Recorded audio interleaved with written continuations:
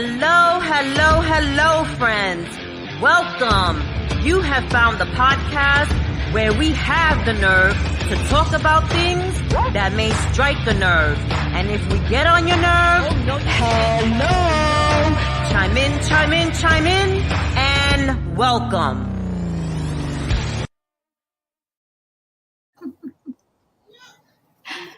Hey, hello. Hi.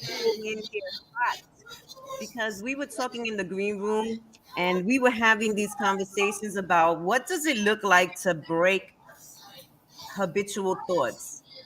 What does it take to do a mindset shift? And we just decided to just come on in here. We're streaming into 3 different places, so please feel comfortable to drop anything in the comments. Say hello, tell us where you're from. I will do a short little intro. My name is Yuelka Magdalena, and I have been a co-facilitator in this podcast with Little Youth. And we have brought in one of our friends, Joey, to join us in the conversation. So, ladies, take it away. Like she said, I'm Little You, and I especially wanted to talk about this topic because I've had some firsthand experience with some of the things that can help you break habitual habits. But I'd like to hear Joey's intro first. So, Hello, I'm Joey Costa, and I teach and transfer in applied energetic philosophy called Presence Manifest. And I've been doing a little bit of talking with these two and some work. And I'm happy to engage in this conversation, this free flow conversation, very present, very on call. yes. It's just coming out of the left. A lot of people are under the impression that because certain people are successful in certain areas that they don't deal with having to break habitual thoughts. And I think that's something that occurs in all of us, something that, we have to counterattack, so to speak, with positive affirmations, or something, what's going to get me out of this thought that's not beneficial for me. Mm-hmm. For me, I have to leave myself reminders in the morning sometimes, because if it happens to be one of those tough mornings, I need to remind myself, these are the tasks that I'm going to do. And just to breathe and change the mindset if I'm not having a good start to the day, because all days don't have a great start. Correct. Yeah. I like that you touched on the habits of seemingly like successful people, like how society defines success. If that's wealth or whatever it looks like, doesn't mean that there's not things going on internally. Like having a discussion with Joey, things can feel kind of numb over time, and we spoke about that. So when we talk about what Presence Manifest is, it's very hard to kind of explain if you haven't experienced it or gone through it, but it does kind of help with breaking, or not breaking those habits, but molding you and giving you the tools to recognize and get through.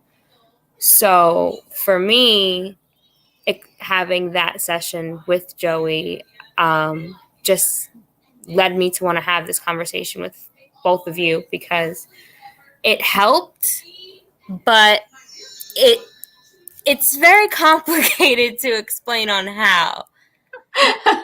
Well, so it's funny because you started this off with like success, and the first talk I ever gave on energetic template clearing, which is at the basis of Presence Manifest work, was at a business conference for success. And I got up in front of a bunch of, entrepreneurs and business people, and I said, I'm here to talk about energy, and I'm here to talk about breaking through your success and how we have to kill your success to have a new success. And everybody was like, no. So it's funny because the first people I even brought this to, it was based on success and not crisis or trauma or, breaking a negative pattern. They were all doing really well, and they were there to get new skills to do better. And so I like that you started with like even successful people have, everybody has habitual tendencies. It doesn't matter if it's a bad habit or a good habit, our mind is habitual. So whenever we want to change a habit, most people attack it with will. I'm going to just force myself to create a new physical habit. And my work is really just about giving the energetic background to that, because it's really hard to change your physical habit when your subconscious is running the storyline that created the original habit. And so I often will say to people, it's if you want more success at anything, you have to end your experience of success to date energetically so that you can have a new experience of success. And you have to be willing to like redefine success. Like when you were saying earlier, like, what does success mean? Success means whatever you define it as every day, and it's going to change every day, right? And so Presence Manifest does seek to give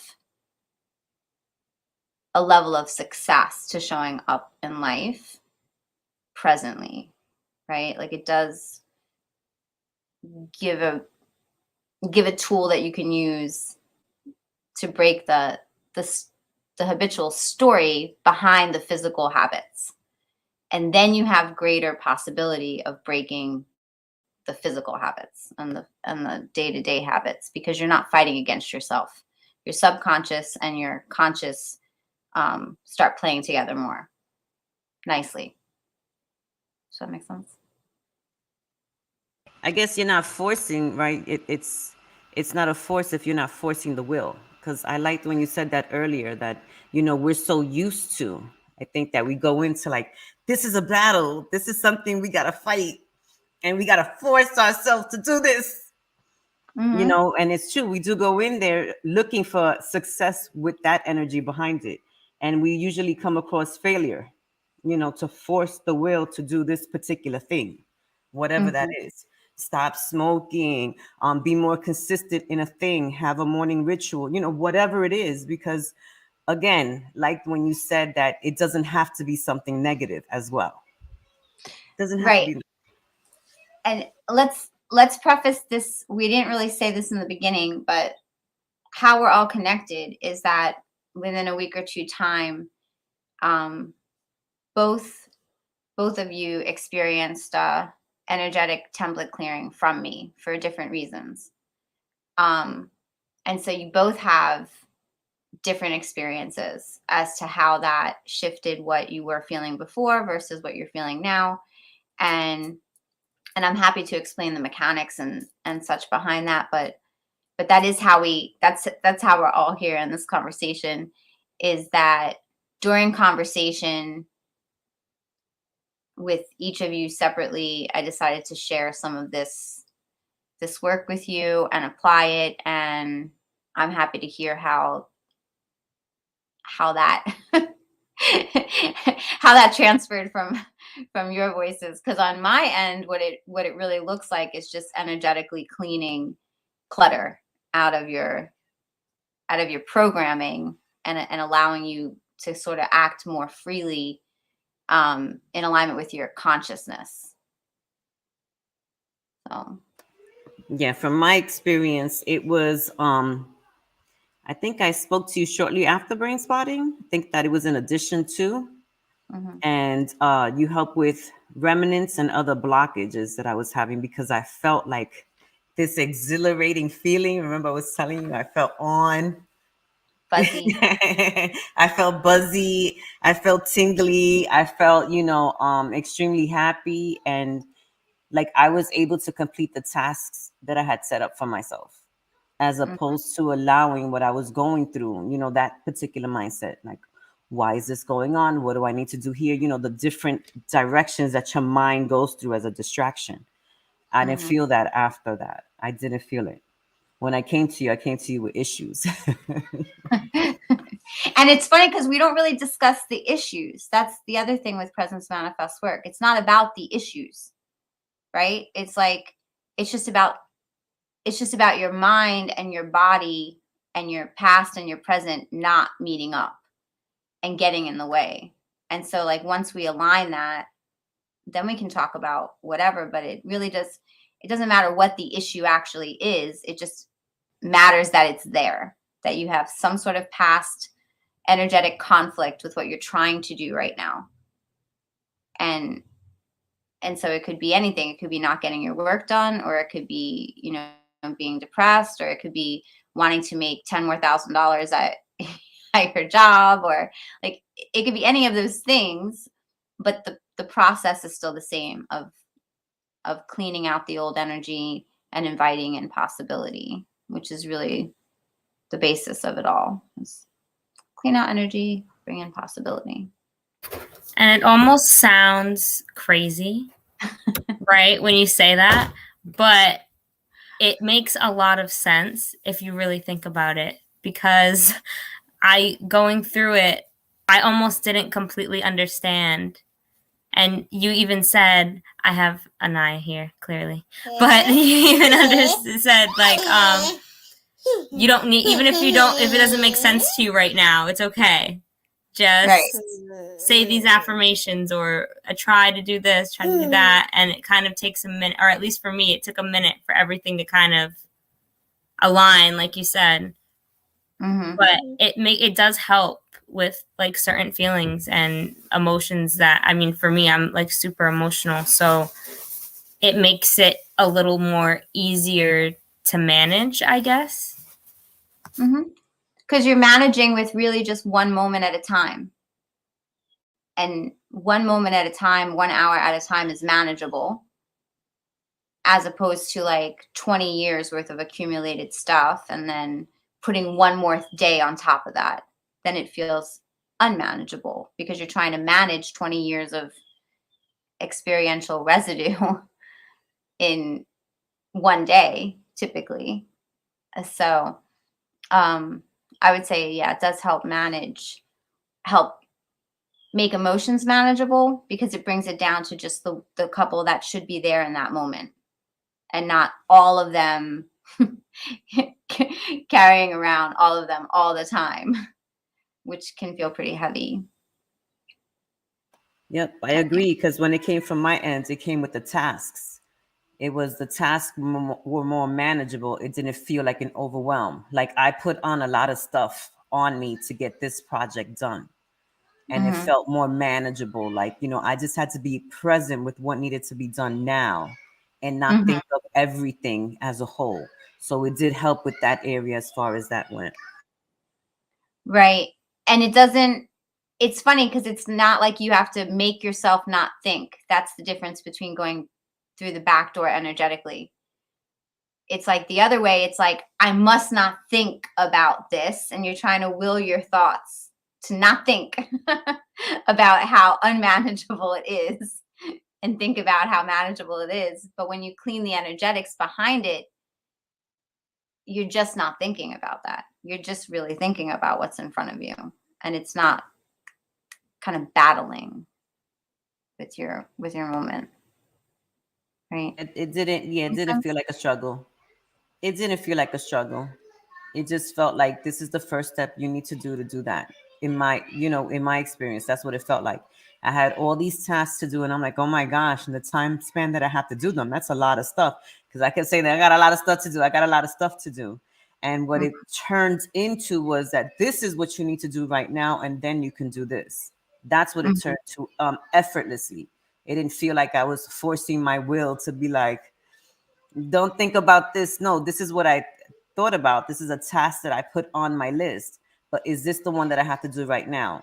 No, this is not the one that I need to do right now. So it just shifted over, and what I was present with was what I needed to do, like this moment, this hour, instead of thinking about it. Like Right. what did I do to myself? It didn't come out like that. Right, because your tasks are laden with all these emotional stories up until that point, up until you like actually clean the energetic slate. You have like the pressure of failing or succeeding. You have the why did I do this to myself? You have the beating yourself up for putting too much on your plate. You have, other days when you got it done quicker that you're judging yourself against. I mean, there's all these things running in the back of our head all the time that are actually energy based. And so if you incorporate an energy clearing practice, you can sort of just dissipate that and just get into what's actually in front of you. Right. But how long did that take? That was like we're talking, and it's like, all right, well, let's dip into this thing. And what was it, like 10 minutes or something like that? Or not even like 5 minutes. Yeah, I don't think that it takes a long time. Yeah. And it shows. I mean, we had this conversation in the green room, in behind the scenes, about the beauty of how the brain works, right? Because at that time also I was sharing with you brain spotting, and that it's almost the same thing, because we work with that same part of the brain, that we get right into the subcortical, right there, boom, and we're hitting the spots where the traumas are frames, and that's where they get trapped with the same narrative, with those invasive and habitual thoughts. And they don't necessarily have to be negative, and it's not something that took a long time, not if you're open. Because if we both of us had an experience with you, and when we talk, to me, I felt like I was pretty open. So when you and I spoke, it was easier for me to navigate and be present, because I felt open. With my daughter, it took a little while. It took her a while to get it, and before it kicked in. But it wasn't something that, even in her not knowing, that it wasn't working, if that And makes sense. Right? that's the best. Yeah. That's the best way to go into it, because if you have no, if you have no expectations, and even if you have like for me, it's almost like my favorite if someone's like, yeah, whatever, I'm not going to change my mindset in 3 days, or I've been doing this for how long, and that's not gonna, you know what I mean? It's like the more the more that happens, I'm like, okay, well, like, it's not even like, for me, it's not like an ego thing, like a challenge, like, but to me, it's just validation that it affects things, because this is not someone who's going into it like, oh, I saw this thing, this is the thing that's going to save me from X, Y, and Z, and they're having a preconceived, yes, this is going to help. When somebody's in a stressful situation, and I'm like, you want to try this, like, see if this works, and then the same consistent responses from the people who go into it from the other end, to me, it's just sort of a nice, like, yeah, energy is a thing, Like, people. yeah, Like, it's it confirms it. It's like, you're onto something, sister. You yeah, it's got like energy something is here. a thing. and it does affect you in real time. If you change your energetics, it's going to change how you approach things. It's going to change how you make decisions. It's going to change how you feel or don't feel. A lot more times it's going to change into not feeling about things, because it's going to put you in a state of neutrality where you don't have a preconceived feeling that's going to just habitually take over, right? But like the first 2 or 3 days, lil you lil you, that's adorable. But right, it was like, it wasn't necessarily a feeling of like, oh, I felt you know not happy, and then I feel happy. Like, that's not actually what happens. It's like you have a bunch of stories that create a feeling, and when those stories are gone, it's almost like, well, I don't know what I feel. Yeah, for me, it was really like a weird experience, because I kind of felt like initial feeling, my brain was so tingly. And then after that, I was just kind of confused. And I thought it was anxiety, but it wasn't like anxiety. It was like not knowing, I guess, of just kind of everything. Like, I don't know. What do I want to wear today? I don't know. What am I going to fold on my clothes? Let's see. Like, just like kind of like that curiosity kind of thing. And coming from being like feeling so low and kind of beating myself up a lot more before as opposed to after, not saying it just completely changed my whole personality, but it was more like lighter, like a lighter feeling, like literally how they say weight lifted off your shoulders kind of thing. And I just feel it's so important people know about it, even though it might sound like weird or you might not understand, because it does help a lot and it can change a lot. Like, it's a type of healing that I didn't even know was important or essential until I started talking to you. And it's been 1 week. I was thinking that, like, we actually did this on Monday, and so it's Tuesday now. So this is one week and about 1 hour of energy clearing, and then allowing that energetic clearing that we did last Monday to sort of unfold and integrate and, kind of process through. But that was 1 hour of dropping these things that I call energetic templates, which are really just past experiences that live in your energy system. And they affect the way you decide things, and they're connected to your habits. And the opposite of habitual is curiosity and wonder. Because when you don't have the habitual, you kind of are forced to decide in the moment what you want to do. And so that takes questioning, that takes curiosity, that takes wonder. And so part of presence manifest work is putting the wonder and the possibility back in life versus the I know, because if you know everything, nothing's changing. I know, nothing's going to change, So, it's like, Absolutely. Yes, I know. No, be curious and wonder about that. Yeah. A good one. Yeah. So that's like the premise of the work is to infuse wonder back into your thinking and possibility. And how we do that is just by taking out the habitual programming.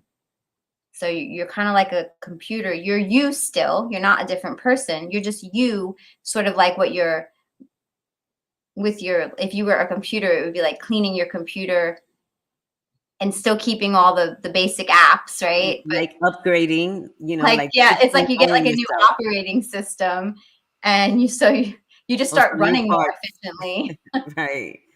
Some new and more parts and clearly, Yeah, upgrade. that's a really good analogy, actually. you know. And that's Yeah. exactly what our mind is. It's the computer. It's the computer that creates our experiences that we're creating now and for the future. But if it's running on old programs, it's just going to create more of the same. It's not going to get any new software. It's not going to get any new templates. It's not going to get any new pictures. It's just going to keep using It's the like same. getting the same, you get the same miles, you get the same abundance, you get the Yeah, same even the good stuff. manifesting, you get the same, you don't break that threshold, that infinite space where it could be all things and anything, right? Because of the curiosity and the wonder. What could it be? Where could you go? What could Right. you have? What could you manifest? What could you And stop? Go ahead. yeah, and what do I feel? That's the other thing. What do I feel? Because your brain it has these stories that have these correlations to it. I see this, so I feel that when I see this. And it happens so quickly that you don't even have a chance to question that, and then you just start believing that that's how you feel. I see this, I feel that. This happens, and then I feel this. Wow, just And that you said that, Joey, because even like with brain spotting, the Dr. Grand motto is, where you look is where you feel. Because we always talk yeah, about how the body keeps the score, but where you look is how you feel. And that's where you find your spots. And with you, right. you're saying this is where we go in and dig a little deeper and break into those frames. So that way, that's not a habitual thing. You're able to Yes. say a different narrative, so to speak. And Yeah. everything doesn't feel so heavy. So you create like this middle ground of like you can be okay instead of being super elated or super down. Yeah. Yeah. And then you have these super elated or super down moments, which I don't know if you've had any this particular week, but they feel more real because you're like, oh, this really makes me happy. Or this really makes me sad. Whereas before, when you're going through these cumulative up and down, everything makes you so happy or everything makes you so sad. And all those little nuances get lost in between. But when you have those moments, it's like, oh, like, no, this really makes me happy. Right. Yeah. But then at the end of the day, you have to let that go. Right. That really made me happy on Tuesday. So I'm not going to expect this to make me happy on Wednesday and Thursday. But I'll be curious. Let me make another appointment with said person or said thing and see if it still makes me happy. You know? Yeah. It's like almost like always having that consent, but with yourself, that check in all the time, because it's Yeah. not the same ever. Yeah. And it's really not the same ever. I mean, some things are similar day to day, but honestly, we change and grow and learn so much every day that really by the next day, we should be making some decisions a little bit differently than we did the day before. And the goal shouldn't be to keep making the same decision over and over and over and over again. I mean, Because, but it does bring you some know, kind of security for some people, doing the same thing, having a routine, right? mhm, Having a routine, having a ritual, because now we can get into that space if you're talking about something over and over and over again. Some mhm. of us get caught in that. Like we said, it doesn't have to be anything bad, but we No. get caught up in a routine. I wake up in the morning, I do this, I do that. And it's you used the word one time when we were talking, the disruption Mhm. is to Yeah. cause a disruption in that, so that way it leaves space for something else to bring you to present. Yeah, I like ritual and habit. So here's the thing. Habit is not bad, right? Our mind is habitual.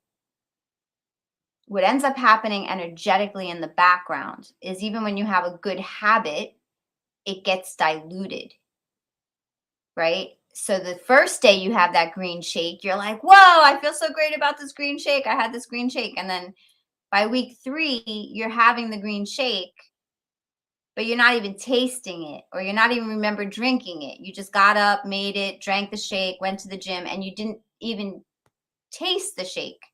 So at that point, your habit is still a good habit, but you're feeling it less. You're getting further and further and further away from a present experience of that habit. You can have as many habits and rituals as you want, but it would be my desire that people had habits and rituals that they felt intimate and close up with and could feel every day what that habit is doing for them and their mental state and their body. But when you just start doing it out of routine with less and less feeling, that's when you're out of presence. So you can clean your habits, right? And have a new experience of your habitual action every day. You can still have a habitual action, but it would be my desire that you would have a new experience of that action every day, right? Like with your baby, it's like you want to wake up and have a new experience of your baby each day,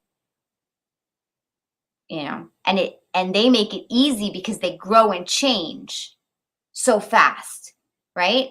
So it's like they do the work for you of keeping it present because they're changing so fast. You have to keep up to what they're changing, right?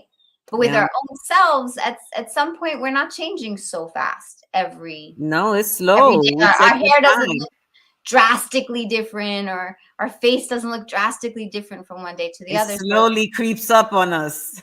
it's, it's hard to stay present with ourselves like we would stay present with children. And children are just naturally present because everything's new to them. They don't have a lot of habitual stuff. And you can start seeing it with the kids too. They'll start having habitual stuff too pretty early on. If they do the same thing all the time, it'll start getting diluted. It's not exciting for them. They don't want to engage in it.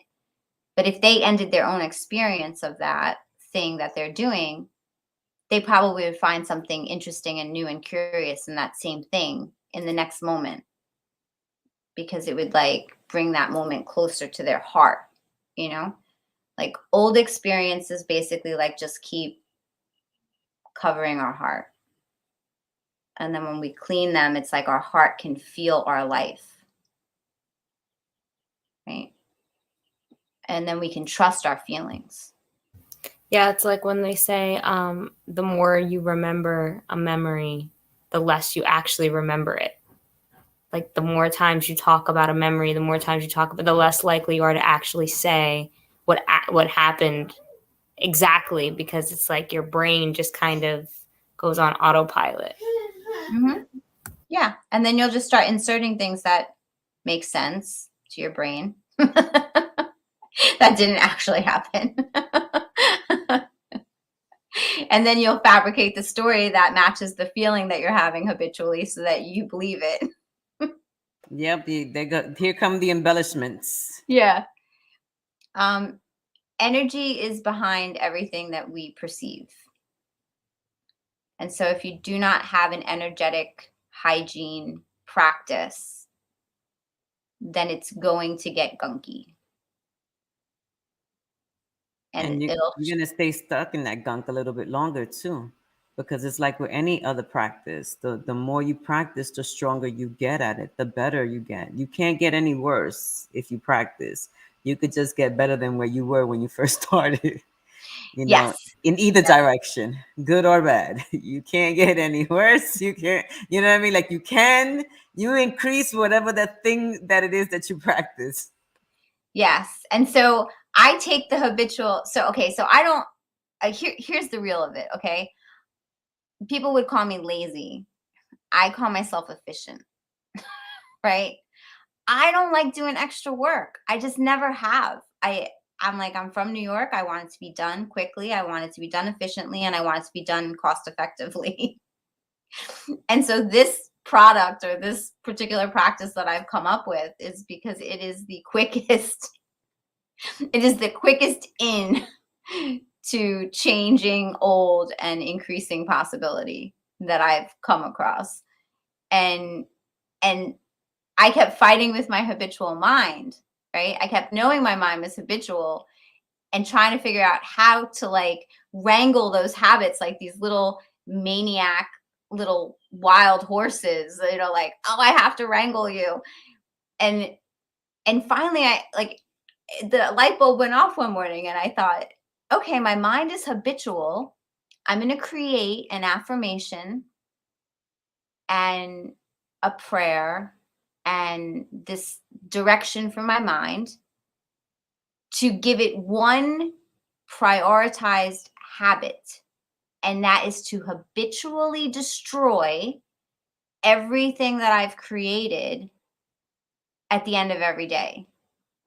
Like, I'm going to take my habitual mind and I'm going to give it the direction to habitually let go. So all I had to do was train my mind to habitually let go of the old.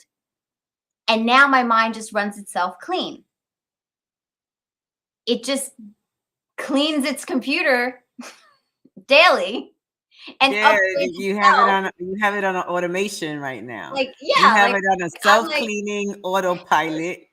exactly. So And before the present. end of the day, you Yeah, destroy that's what it everything is. that I created today and throughout the day, and any remnants that might be sticking around from yesterday. You clear all of this stuff out. You have my permission, and that is that at the end of every day. Thank you Right. very So much.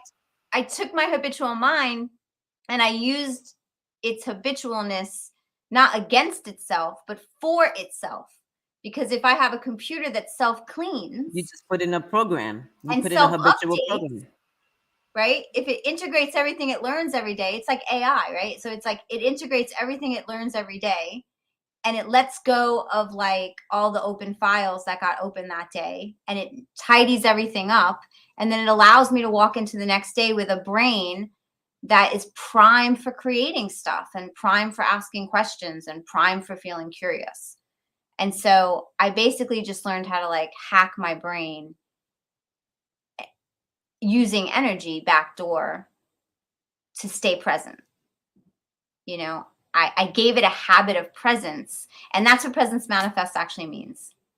I gave it a habit of presence so that from presence, everything else in my life manifests. All I have to be concerned about is keeping my mind present. And then from there, everything else happens. I'll question things. I'll know how I feel. I'll trust myself. I'll, call in opportunities. Everything happens from a present state. And so the only thing we really need to do is teach our minds to be present, or train them, basically.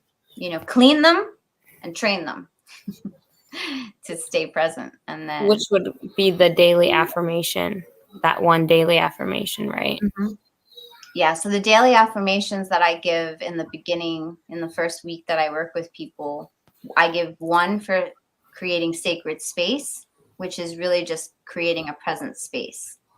And that's just aligning your energy system with everything that's supportive to it, sort of blocking anything that's not supportive to it, connecting to your highest vibration possible, and inviting the mystery in, right? And that creates the container for my day. So I create sort of a present container that I'm walking into. The affirmation that I gave you is a daily affirmation and what I call a holistic affirmation. It doesn't seek to change one thing. It just seeks to touch on all the areas of your life that you want positive possibility in, and open up each of those areas and call in those energies, like to call in nurturing, to call in compassion. And have you found, though, that this week that stuff shows up for you? I find that if like I have mostly less, it stems from like, I guess, the anxiety that I've felt prior to it. That's the biggest change that I've noticed so far, is for whatever reason, it's not as intense. Like I'm talking, it would come down to moments of like, I can feel my heart beating and I'm just panicking. Where now it's just like the emotions that I felt that were so negative all the time, or the thoughts that I had about myself that were so negative all the time, have kind of just slowed, or they'll come through and then I'll be like, let me try the affirmation, or let me, it doesn't take as much effort to like bring it back down to like, okay, it's not that bad, or okay, it's not like, that's what I've noticed so far in this past week. Mm-hmm. Yeah. So your mindset is shifting to more not so reactive. Like Right. It's like I noticed this negative thought. So what am I going to do about it? It's right. Like, instead of just being, it comes in and then defines your emotion and then sets you into the downward spiral kind of thing. just into the reaction, right? So, and that's what happens in the beginning. And then what'll end up happening in the next like couple of weeks is, as you clear up, so what you're living in all the time is the manifestation of what you were thinking several weeks or several months ago. Because when we think things, they turn into physical reality, but physical reality is slower than energy. So we think things and we make decisions, and then our life forms around us, right? But it moves a little bit slower than our mindset. So it took you, say, 2 or 3 months of maybe a negative spin mindset to create the circumstances that you're in. And now you'll have a different mindset, making different decisions, calling in different people, following different opportunities. And in about, say, 3 weeks time, maybe a month, you'll be able to look backwards and be like, okay, this changed. So first, it's the mindset that changes. And then that mindset affects what you bring into your life. And so then your external life starts changing. You'll have new friends show up. You'll have old friends dip out. You'll have a different experience of people that you've seen every day for months and months. But this week you notice that they do this. or this week they started talking to you differently, right? Because your habits or habitual mindset doesn't feed their habitual mindset. So presence manifest also breaks codependent tethers, because people will get codependent on people's habitual reactions. So when you stop being less habitual, you don't feed the little cues to everybody else who habitually reacts to those cues. You break their patterns too by being more present. And so that's something that you might start noticing, or have already started noticing. I don't know if people react to you different, or you're having different kind of conversations with them. I haven't really been around too many people, so like that I've normally hung out with. So that I can't speak on just yet, but yeah. And parenting, you're around her every day. Yeah, for the most part. I am more in tune with my child, my inner child. So it seems, than I was, because it was like I was so caught up in like the stress of life that I just didn't engage with like the singing, dancing, coloring, creative me. Oh my goodness. But now it's kind of, I'm more so like, I don't know, I just want to like kiss her toes or something. Like I'm just more like, I guess like impulsive in a good way though. Like if that makes sense too. Yeah. I mean, technically on an energetic level, you're closer to her. There's less stuff between you guys. So you can kind of be more on the level, heart to heart.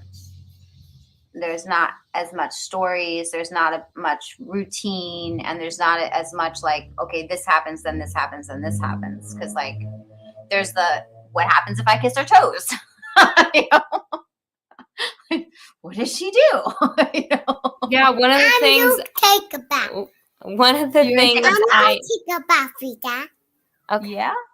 I'm so sorry. But one of the things that I wanted to talk about was how in the library, Anaya had a mental, like a temper tantrum, like a bad, like one of the worst possible times, just screaming at the top of her lungs in the middle of the library. And usually that drives me up a wall. Like I will just be like, Anaya, what are you doing? But I was like, huh. And it happened like so fast too. But in my head, it was kind of like, I should probably just like remove her from the situation and talk to her, and then she'll probably calm down. And it just kind of worked out really well. Whereas instead of being so reactive, like, why are you screaming? Like it's like little stuff like that. And she almost knocked this off. But it's like, I guess it's like a slow process to see, like you said, like you start noticing little things here and there that you did differently that you're like, huh, well, now that happened. Okay. Exactly. So like it's weird, isn't it? It's pretty weird. Yeah, it's pretty weird, but it's like nice. Feels nice. Like it feels better than just being so caught up in for me, just negativity. Why you have that ring on? I find that Why you have that ring? Why you have that ring on middle finger. Rings are just pretty. You like that ring? Yeah, and It's like and it's my grandmother's ring.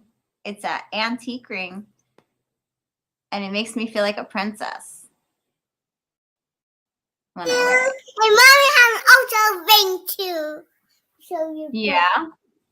Okay, well, this is Anaya, and she wants to be part of the podcast too. Hi. Are you having a good week? Are you having a good day? like my mommy. And actually, mommy never gave me he was puppy. Sorry.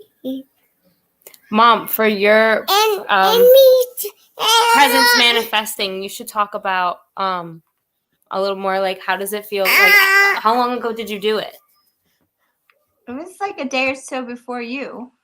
That's Right? what I was gonna say. That's what I thought. I thought it was 2 days before her.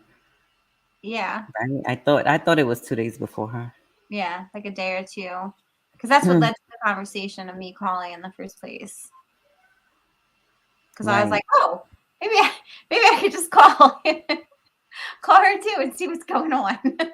Yeah. No, I mean, with me the difference, like I told you, it feels like it felt, and I say it feels because sometimes I check in with myself and I'm like, am I still processing? Because now I know what the brain does. Now I know that the body knows how to take care of itself if you allow it the space to do so. So with me, it feels like expansion because I don't feel certain blockages anymore because of the abundance of things I put on myself. And I can be present with each individual task. Like, don't worry about this whole thing. Just worry about this one right here because it'll move you a step closer. It feels like I can get more done. That's a good point that you brought up. Little you. I like the little you. Little you. I just like it because I'm like 5 feet tall. So for me to call anyone little is like, I don't know, it seems fun to me. But it's a good thing that you brought that up because when we clear things energetically, when I say clear, I mean destroy. I mean we dissipate things. We take these energetic forms and we disintegrate them, right? And so whatever you have cleared does not come back. Like it's true energetic transformation or like alchemy. You're taking something that was there and was in the way and you're making it so that it's not there anymore. You're not taking it and just filing it in a different place. You're not taking it and moving it temporarily where it could just kind of slide back down over your eyes and your heart. You're taking these filters, I call them energetic templates, but you're taking these templates and you're actually just tossing them. So doing it this way, even if you were to create a similar challenge for yourself, it still would never be the same challenge like ever again, because the same thing that you've already let go of is gone. It's out of your energetic space. And so it's taking up no room and it's allowing for more stuff to happen in that space. So it is an expansion because you're more free to kind of move around in your own energy without triggers. It destroys triggers, basically. It destroys energetic triggers, and that's the bad ones and also the good ones. Like to me, I call nostalgia the happy trigger. Everyone's like, I want to get rid of my triggers, and they're all these bad things. And I'm like, ice cream is a trigger. Like even grandma hugs, that's a trigger, right? If you hug your grandma and that gives you comfort, right? You could be somewhere else and you could think of grandma hug, right? And bring you comfort, right? But you could think of grandma hug and bring you comfort and avoid the challenge that's sitting in front of you. You can use any of these things as dilution for not really feeling what's in front of you. So all of the practices are designed to just bring you closer to what's in front of you or to what you're feeling. If you let it go, because at any Just let it time go. you can use any of these things as a blocker, right? Yeah, So it's like right, when it comes, you just let it go, release that thing, and it right, no longer becomes a blocker. right. And it just no longer it's like an influencer, right? It's just like no longer influencing. You don't forget it. You don't forget who your grandma is. No, it no longer gives you a rise. Like But it's you're like not you going to had no be able to emotion. just call in the idea of grandma to like make yourself feel better when you should be feeling shitty. Like you're in a bad situation. Like that is what you need to be present to and You need to experience be that. present to the bad situation so you can make decisions to change the situation. If you allow yourself a bunch of nostalgia that you can escape into and it could bring you feelings that don't even really exist right now, you can just really bypass a lot of your reality. And then what's happening is you're just creating more of that. You're telling your world it's okay if I have crappy experiences.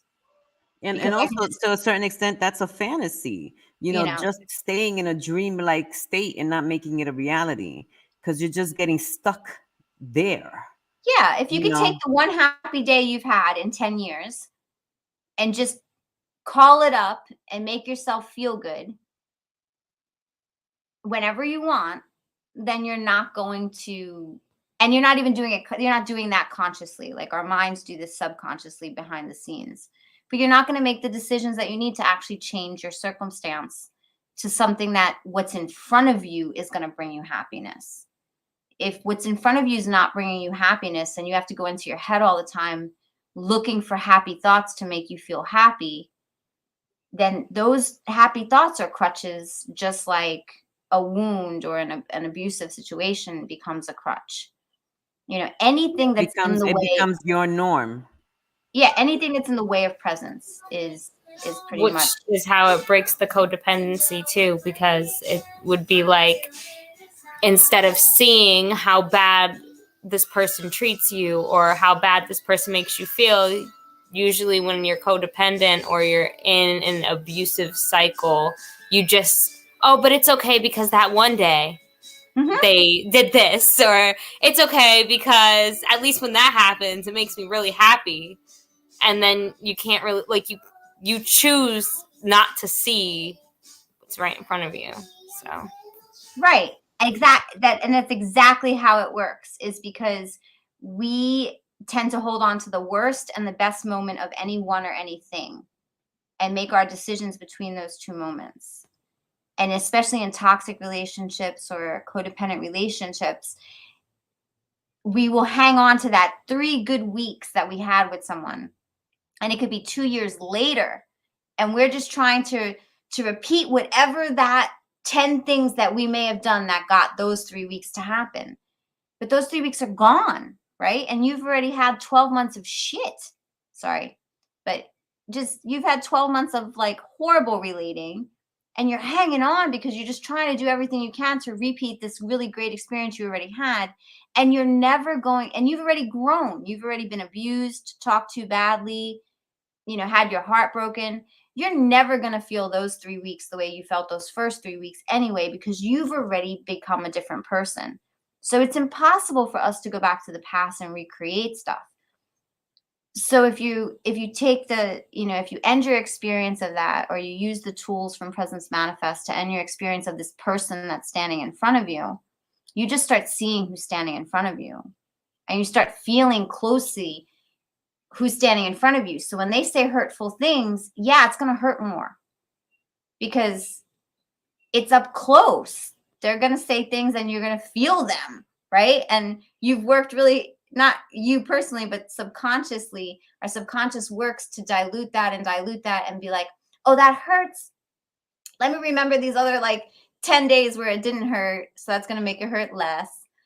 Or if somebody's in a very abusive, because codependency works like that, where it's not always just horrible, right? If people tend to get really bad and then they hit their extreme and they get real sorry and then they start being real nice to you because they were really bad, right? Your brain also tells you, oh, that's okay because the nice part is coming. I can sit through this Because the nice part is what happens after this, right? After I yell, It's a after habit of that. yeah, the habit of that. So it's like when you start practicing presence on a daily basis, you're so not tethered to these habitual tendencies that it's really easy for you to be like, I am sitting in a pile of shit. And it feels horrible. And what can I do to change it? And so it's like it really does call you to make real decisions to change things, or to put clearer boundaries. And then those people will kind of go through their own, and there's whole people and there's counselors that deal with codependent relationships and everything, but they'll go through the typical responses. You know, they'll try everything they used to do to get you to react the same way. They'll, you know, escalate things because it's not working. They can't control you, you know, and then eventually they'll take themselves out of your own situation. They'll remove themselves because they're not getting they're not getting their fix from whatever that cycle was giving, because you've broken that cycle, right? But It's you're almost like correct. breaking that addiction part of you, you know, whatever that thing is, whatever it is, right? Yeah. Because a habit done long enough, it's an addiction. It's like biting your nails, like pacing back and forth. You know what? It could be anything. Right. Be Even anything. making lots of money. You know, you can get addicted to. That's why with the success talk, I told them, you know, like if you're making $5,000 a month and that's how you hit that dopamine, and you're just going to continually chase those 10,000 to hit the next to get that. But they're chasing the same. It's just like with the relationship. You know how we said, okay, we had those 3 great weeks, right? The first time someone makes a lot of money, they have this like high. That's their first time. It could be when they were 4 years old and they sold a baseball card for $5, right? And that is the same feeling that they will chase over and over for the rest of their life to try to recreate. And so they'll just make new, bigger scenarios to feel like, ooh, I got something at a lower price and I sold it for a bigger one, right? And they'll just keep going and going and going, but they're actually never having a new good experience. They're having the same good experience only when they hit a certain goal. So they have to wait 3 months to get to that experience again, when they could just end their experience of it and feel like that about so many more things in their life. They could feel like that when they're, you know, when their child brings them a painting, or they can feel like that when the sun goes down and it's pretty, you know, but they've defined it in their head. Their brain said, this is when you are happy. And it'll just keep trying to recreate something to make you feel that way again. So, and you don't have to will it. You just have to let it go. Like, I'm done with being happy the way that I've been happy up until today, because I want to see what happy feels like tomorrow.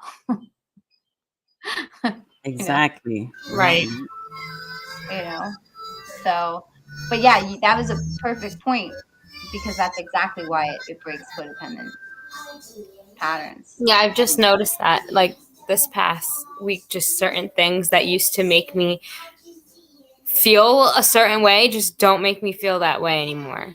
And I'm just like, why am I doing this? Because this doesn't feel good. Like, I need to not do that. Or like just, but it's not one specific thing. It's just a bunch of different things that I'm just like, weird. Well, yeah, because you're feeling your life. It's almost like you wake up in your life and you start going, how does this feel? How does this feel? How does this feel? How does this feel?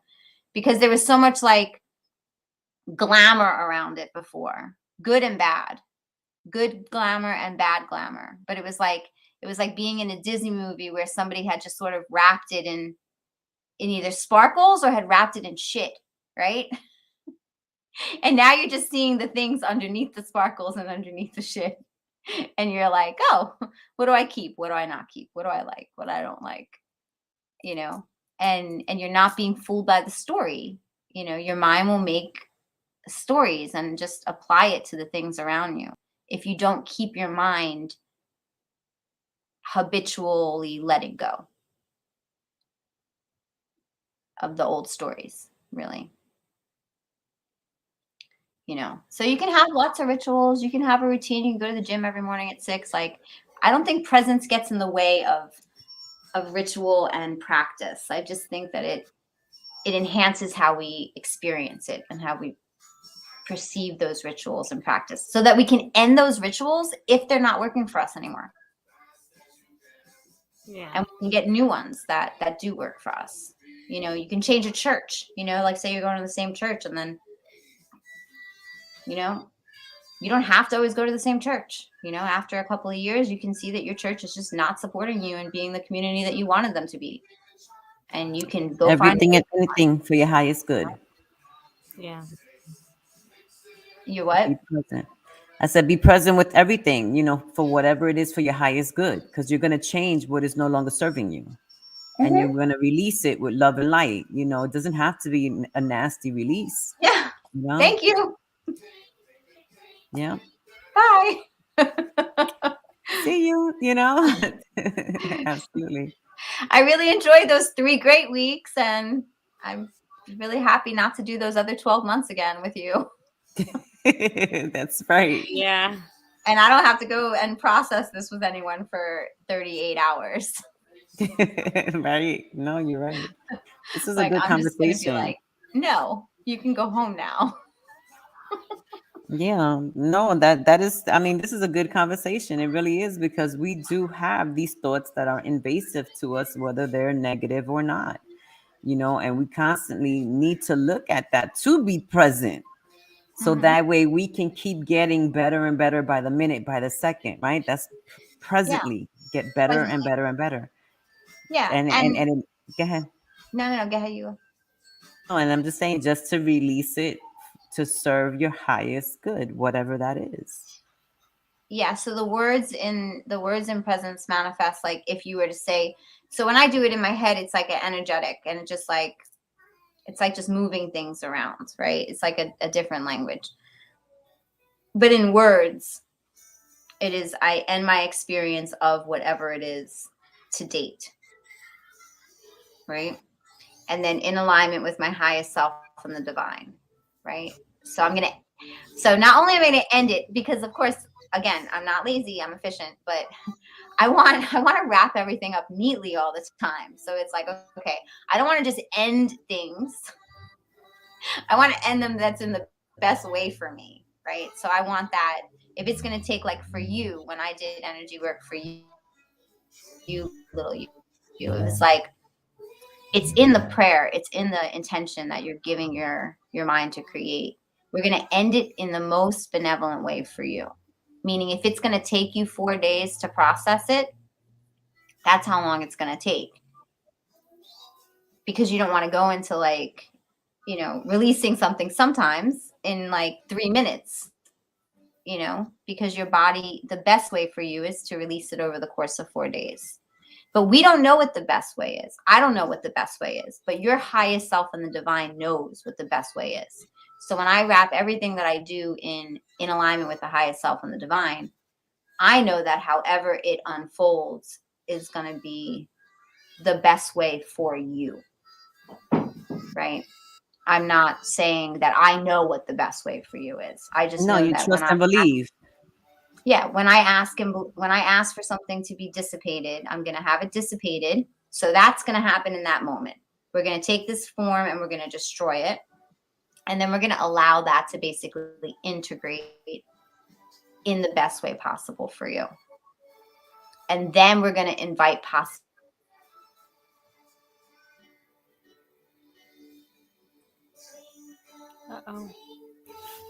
in terms of the energy, the energy thing.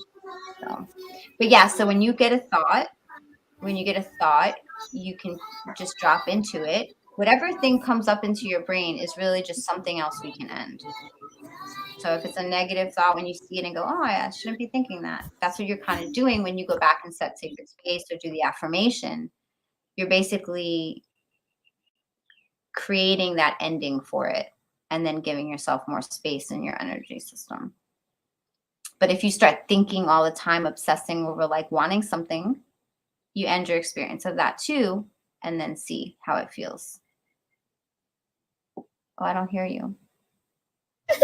I didn't realize I was muted, but I was saying, like, hold on, I'm sorry.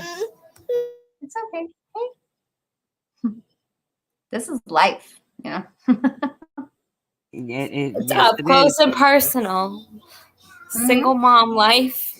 No, but wow, I just lost my train of thought. Never mind. It was what you were talking about something, and I completely forgot what I was going to say. Oh, it's okay. I think we were just talking about like aligning with your highest self and the divine. So And that you trust and believe that it will happen as you call it to be. You know, yeah, there's nothing that you have to right. second guess that. If you're saying we're gonna end this now, this is what it is. Yeah, so Yeah, when I you was say I gonna end now. the experience of it happens. So you're saying, What'd you say? like, when you tell yourself something and you truly believe it, that's when you have the capability to end your experience of anxiety or end your experience of sadness or whatever you're processing in that moment, to give yourself a clearer mind, clearer headspace to tackle whatever it is. Essentially.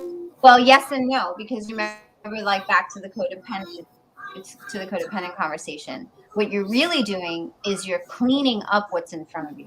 So if you're experiencing anxiety and you end your experience of anxiety to date, what you're doing is you're taking any past anxiety that's attached to this moment and you're getting rid of that. So now, if you have anxiety still in this moment, it's something actually in your environment and you can confront it, right? It won't necessarily, if there's still something to be anxious about, right? Like a good example is when you walk into a store, right? There's all these items and you don't know which item could be triggering you. And there's all these people, you don't know which person could be triggering you, right? But you walk into the store and all of a sudden you have this anxiety, right? Well, psychologically speaking, people would have you go down some sort of long awareness track. Is it the candles? Does that remind me of, is it the person with the beard? You know, it's like you're never going to go through the entire store worth of information that's being thrown at you and find where that anxiety is coming from, right? But if you walk into the store and you have anxiety and it doesn't logically match, like why would I be having anxiety walking into the store? So you end your experience of the store, right? And then you end your experience of all the people in the store and you end your experience of anxiety. That kind of cleans everything that you're engaging with, right? Then you feel into yourself. Do I feel anxious? 9 out of 10 times, no, you don't. Because the reason you felt anxious was because something in the store reminded you of a different time that made you anxious. So a lot of times it'll just dissipate the anxiety, right? Sometimes it'll just bring clarity. Like you'll say, I do feel anxious, but you'll be drawn to exactly the thing and you'll have the memory. Oh, I feel anxious because this lady looks like my aunt who used to whip my ass. Right? And then you use that moment to end your experience of your aunt. Right? And you feel into it again. Do I feel anxious? Probably not. And then you go shopping. Right? But the other way would be you walk in, you don't know why you're anxious. You're never going to figure it out. And you're just going to end up picking a different store to go to and avoid that store and drive 5 miles out of your way every time because you don't want to feel that anxiety. Right? So Yeah, every time I go there, I feel something. So I'm not going there no more. I'm not going there anymore, right? And if we were to try to psychologically figure it out, how much time would that take? It would take too Right? much Because a lot of because times it even might with be the we with would choose.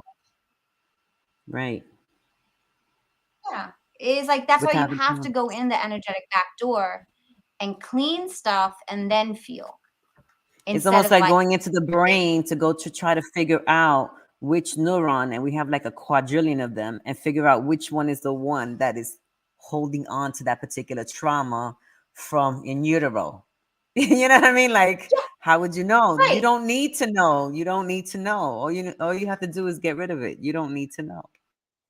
You don't need to. That's what I'm saying. So it's like, even when you have these conversations, like, I didn't need to know how many tasks were on your plate. I didn't need to know why you were having a hard week. I don't need to know any of that, because I just know you're not where you want to be and something is in the way. So let's just clear as much stuff out of the way and then see what happens, and then tweak it as we Yeah. go. Oh, this is It's like still cleaning a happening. Let's try road. clearing that. There's rocks You on the know, road, like, there's boulders on the road, there's garbage on the road, and we're clearing the road. We're clearing the path. So you have a straight run. yeah. So we move faster, and we can get places faster. So we have more time to sit and have a picnic if we want too. You know, like, Absolutely. I don't know, just our brains work efficiently as manifestors, eases up a lot of space for a lot of things, for growth, for possibility, for healing, for relationships, for new friends, you know, just That's a basic nice life way being to. better, I think, No, you know. absolutely. That's a Being nice. your better self. But yeah, you have like a lag. What did you say? Oh, I just said being your better self. Yeah. Like, it just allows you to be Yeah, you your just best align self. yourself with your best self. Yep, and Yeah. that's a And to nice face way yourself, to. so that Right, if to you face find an yourself. area that you want to grow in,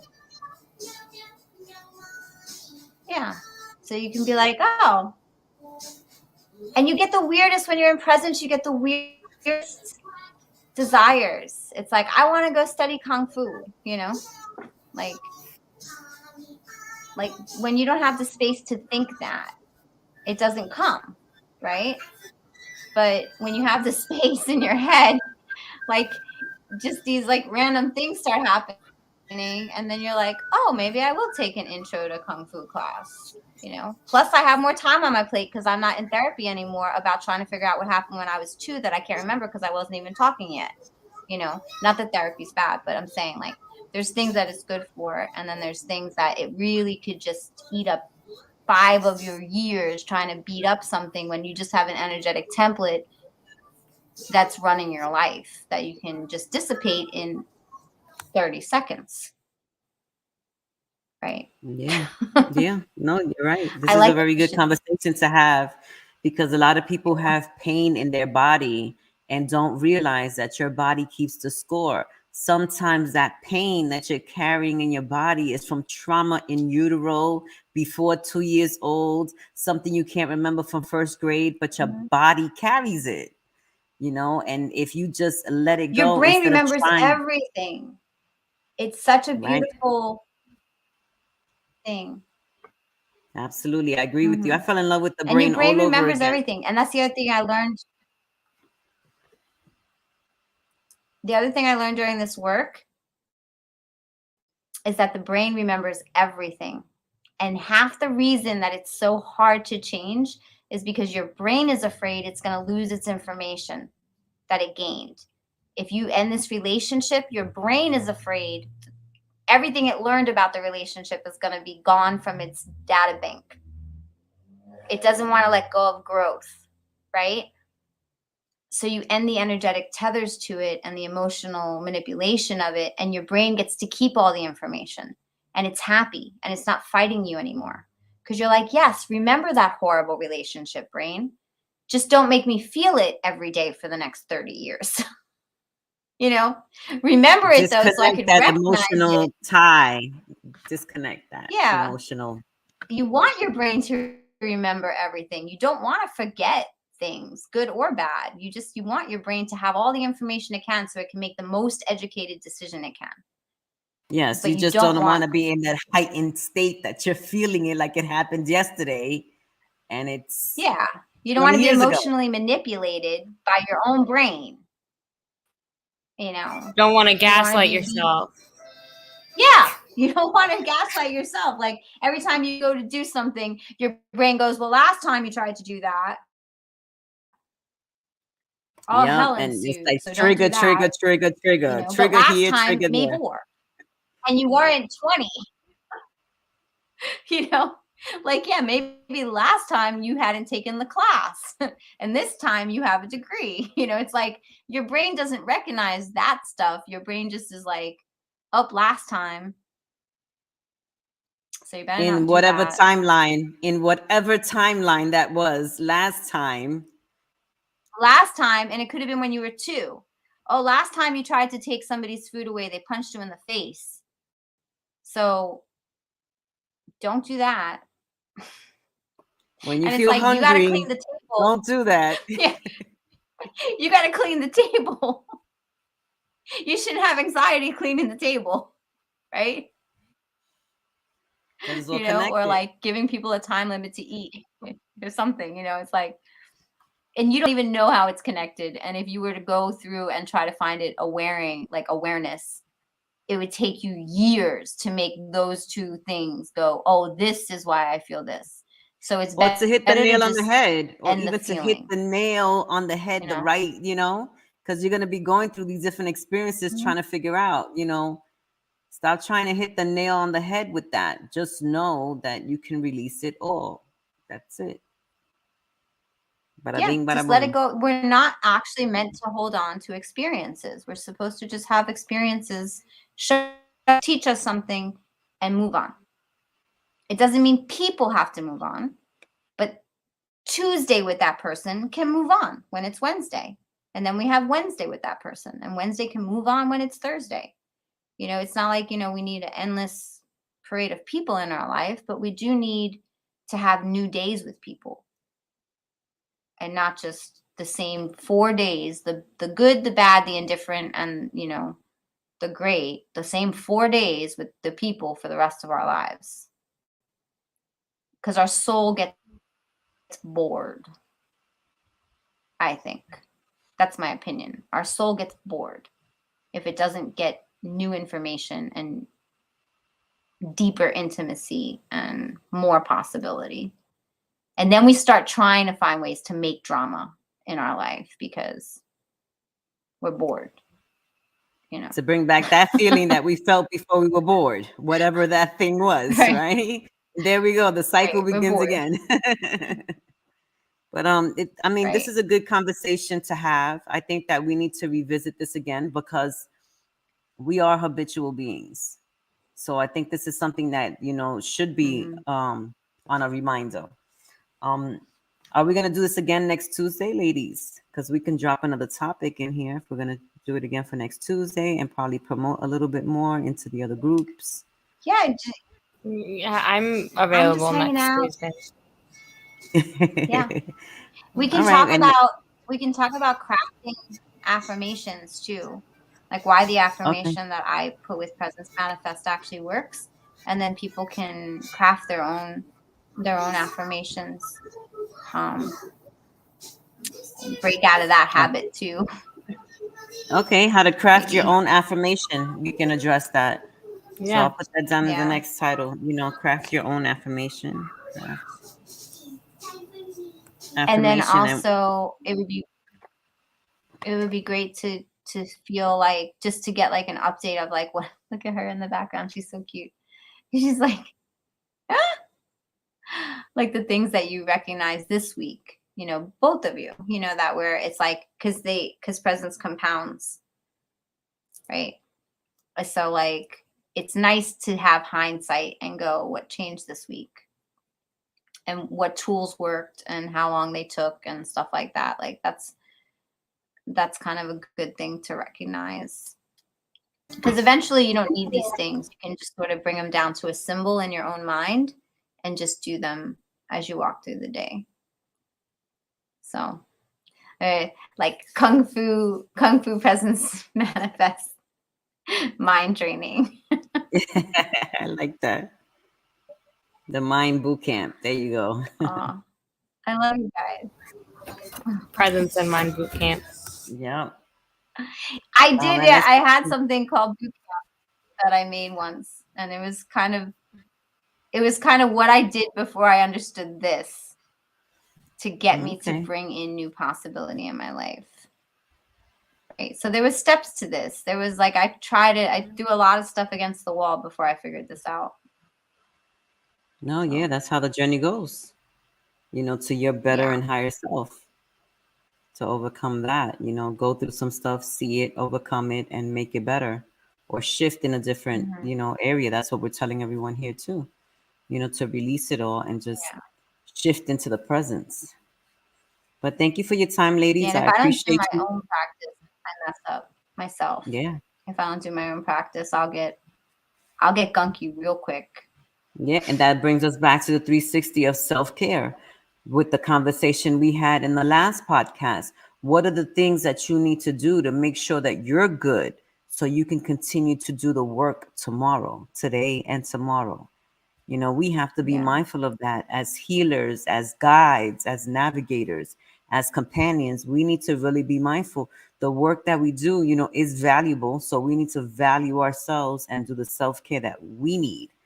Because as we know, people Mhm. walk around with luggage. We walk around with luggage. And it's very, very easy to throw your luggage on top of somebody else's, you know? Mhm. Yep, and take on other people's luggage. Mhm. Thank you so much, And the ladies. stuff we don't know.